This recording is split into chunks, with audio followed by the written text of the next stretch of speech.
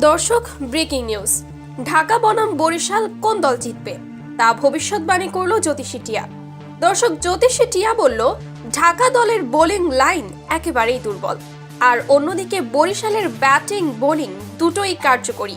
এছাড়াও বরিশালের সিনিয়র খেলোয়াড় আছে অনেক, আর তাই কথাটা অবিশ্বাস্য হলেও এটাই সত্য। ঢাকা বরিশালের বিপক্ষে চরম লজ্জায় ম্যাচ হারবে, আর কোনো প্রকার চাপ ছাড়াই হেসে খেলে খুব সহজেই জিতবে তামিম ইকবালের দল বরিশাল। দর্শক, বিস্তারিত জানতে ভিডিওটি না টেনে শুরু থেকে শেষ পর্যন্ত দেখুন। 29 জানুয়ারি সময় সন্ধ্যা 6:30 শুরু হবে বীরপুর শেরেবাংলা স্টেডিয়ামে খেলা। আর এই ম্যাচটি খুবই গুরুত্বপূর্ণ হচ্ছে ঢাকার জন্য। তার কারণ, এই ম্যাচটি জিততে পারলে পয়েন্ট টেবিলে 8 পয়েন্ট পাবে ঢাকা, এবং পরের ম্যাচ রাজশাহীর বিপক্ষে বিশাল ব্যবধানে জিততে পারলেই সরাসরি সুপার 4-এ ওঠার সম্ভাবনা থাকবে ঢাকার।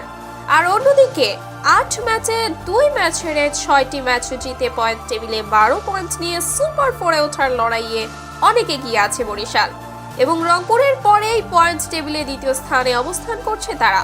তো দর্শক, আপনাদের কি মতামত এই জ্যোতিষী টিয়ার ভবিষ্যৎবাণীতে তা জানিয়ে দিন আমাদের ভিডিওর কমেন্ট বক্সে। ধন্যবাদ।